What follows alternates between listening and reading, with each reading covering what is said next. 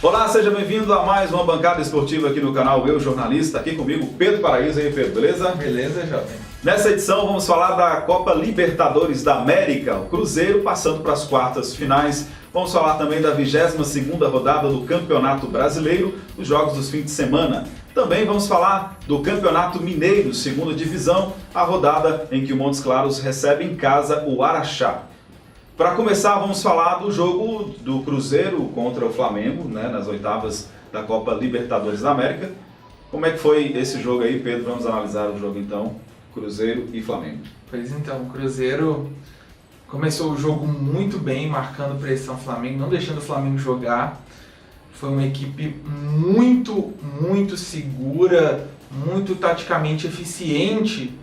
Mas o Flamengo veio nessa intenção de jogar em velocidade, veio nessa intenção de explorar as laterais do Cruzeiro em velocidade, mas não conseguiu, porque os laterais do Cruzeiro funcionaram muito bem ontem. O Romero, enquanto esteve em campo, esteve muito bem, o próprio Egídio defensivamente muito seguro, e essas exibições defensivas fizeram com que o Cruzeiro dominasse o jogo. O estilo Mano Menezes de conseguir aquele 0 a 0, de conseguir aquele jogo amarrado, foi seguido à risca. O Cruzeiro não tinha a intenção de ir para cima, não tinha a intenção de tentar abrir o placar logo de imediato.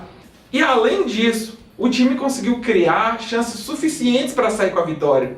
O Barcos, ainda no primeiro tempo, perdeu um gol inacreditável, Diego Alves quase batido. Ele poderia ter finalizado melhor, mas ele, como ele mesmo disse em entrevista, ele não esperava que o Robinho conseguisse ganhar a bola chegou meio que de surpresa para ele. Logo no primeiro tempo ele já teve essa chance de matar o confronto ali. E o Flamengo não fez muita coisa no primeiro tempo. Todos os chutes do Flamengo foram basicamente de fora da área. Se analisar o mapa de calor do Flamengo ali na primeira parte, vai ver que poucas vezes a equipe pisou na área.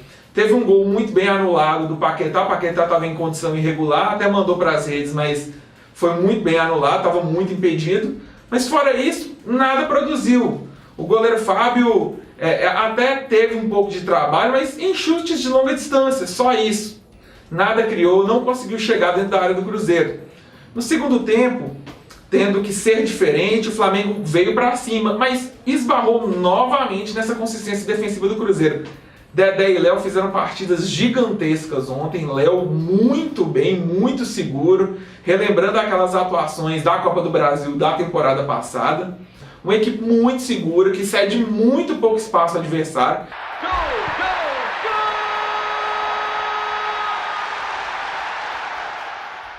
O Flamengo até conseguiu abrir o placar num lance de bola parada. O Dedé não afasta tão bem, né? A bola sobra para o Everton Ribeiro, que manda para a área. O Léo Duarte completa um gol completamente aleatório, vamos dizer assim. E o Flamengo, na única chance que teve clara de gol, fez o seu gol. A classificação do Cruzeiro é muito justa. O resultado ele não refletiu o que aconteceu dentro de campo. O Cruzeiro vem muito bem para essa sequência de Libertadores. Os resultados, é bem verdade, não têm sido tão bons. O brasileiro, o Cruzeiro veio de uma sequência recente de jogos ruins. A Copa do Brasil classificou-se, mas perdeu para o Santos o jogo da volta. Na Libertadores também perdeu o jogo da volta. É ter atenção, sempre dá para melhorar. O Cruzeiro não pode perder tantos gols como perdeu contra o Flamengo. Mas a exibição no geral, a classificação é completamente justa. Bom, a torcida tem pedido o Raniel. Você acha que já é o momento do Mano fazer a substituição, tirar o Barcos, colocar o Raniel? O Barcos vem numa fase muito delicada, né? Porque tem perdido gols. O Barcos vai ter uma exibição satisfatória, conseguiu prender os zagueiros do Flamengo, conseguiu abrir para criar jogadas. O Arrascaeta entrava na área, ele deixou o Thiago Neves na cara do gol no segundo tempo, no lance mais claro do Cruzeiro no segundo tempo. Então, a contribuição dele para o jogo é muito boa. Só que o centroavante ele tem que marcar gols, a bola chega para ele dentro da área, ele tem que fazer. E nisso o Barcos tem falhado. Então, acredito que é hora de dar uma sequência assim, para o Raniel. Mas Sassá está voltando, Fred está voltando nesse mês, os dois outros bons centroavantes que o Cruzeiro tem. Acredito que nessa posição o Cruzeiro está bem servido. O Cruzeiro pega o Boca Juniors nas quartas de finais. O que você acha desse adversário aí, argentino? para o Cruzeiro? Então, o Boca tem muita tradição na Libertadores. Apesar de não ter um time muito confiável, os próprios torcedores do Boca Juniors não confiam bastante no time, não confiam no treinador, mas tem que se respeitar. É uma camisa historicamente muito forte. Jogar na Bombonera é algo dificílimo, é um dos estádios mais complicados de se jogar do mundo. Qualquer time passa dificuldades contra o Boca em La Bombonera e não é nada fácil. Mas o Cruzeiro tem mais time que o Boca, tem condições de passar sim. Vamos mudar de assuntos, falar do Brasileirão, a 22ª rodada. O Atlético vai a São Paulo pegar o Corinthians na Arena Corinthians. E aí, qual que é a expectativa aí para esse jogo do Atlético? Então, o Atlético precisa se reabilitar no campeonato. Nas últimas 2 rodadas vem de 2 resultados muito ruins. Um empate com o Vasco dentro de casa, uma derrota para o Vitória, por um dos sacos de pancada da competição, um time de pior defesa. O Atlético não conseguiu sequer fazer um golzinho. Precisa melhorar, precisa render mais e vai enfrentar um adversário que vem de eliminação na Libertadores. Vai enfrentar um Corinthians que muito questionado pela imprensa, principalmente pelo desempenho dos seus principais jogadores, vem muito pressionado. É a chance que o Atlético tem de se reabilitar nesse campeonato. É pegar o Corinthians, é pegar esse time que vem debilitado e passar por cima. Não tem outra alternativa para o Atlético. Já o Cruzeiro recebe o Internacional. O Cruzeiro e o Atlético tá ali, né, na briga o Cruzeiro na briga para entrar no G6 e o Atlético querendo se manter. Você acha que o Cruzeiro passa o Atlético ou como é que é? Como é que vai ser essa rodada aí? Não nessa rodada, né, mas acredito que o Cruzeiro não tá ligando muito pro Campeonato Brasileiro, não. Vai fazer pontos o suficiente para se manter ali nessa condição, não deixar o G6 esgarrar muito, até porque não é certeza, né, que vai levar a Copa do Brasil ou a Libertadores.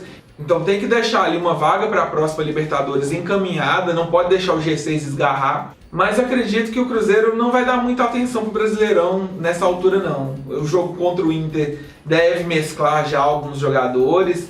É dentro de casa, precisa fazer os 3 pontos para ficar seguro ali, para se manter. O Inter é uma das boas surpresas do campeonato, tá ali na vice-colocação, tá ali grudado ali no São Paulo, não deixa o São Paulo respirar. E tem boas atuações, tem bons jogadores, é uma defesa muito sólida também. Vai ser um bom duelo para quem gosta de ver defesas do Mineirão. Fim de semana tem Campeonato Mineiro, 2ª divisão. O Montes Claros recebe o Araxá aqui em Montes Claros.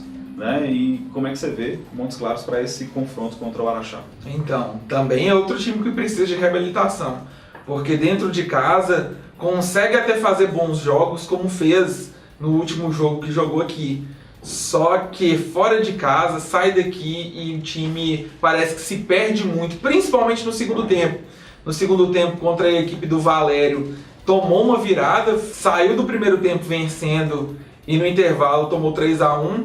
E agora contra a equipe do Ponte Nova, terminou o primeiro tempo em 0-0 e no segundo tempo tomou 2 gols. A parte física tem pesado muito. No próprio confronto contra o Betis em casa, onde venceu pela última vez por 2-0, a equipe no segundo tempo pregou.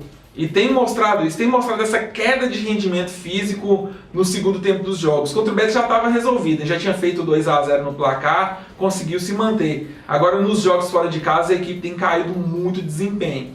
É vencer aqui para não deixar o G4 da competição se distanciar e agora focar para tentar vencer fora de casa, tentar somar pontos fora de casa é muito importante para se classificar para a próxima fase da competição. Montes Claros em casa tem um elemento importante que é o calor da torcida, né? O calor de Montes Claros também. E o calor de Montes Claros também, tá certo. Estamos chegando então ao final dessa bancada esportiva. De volta em uma próxima oportunidade. Até mais.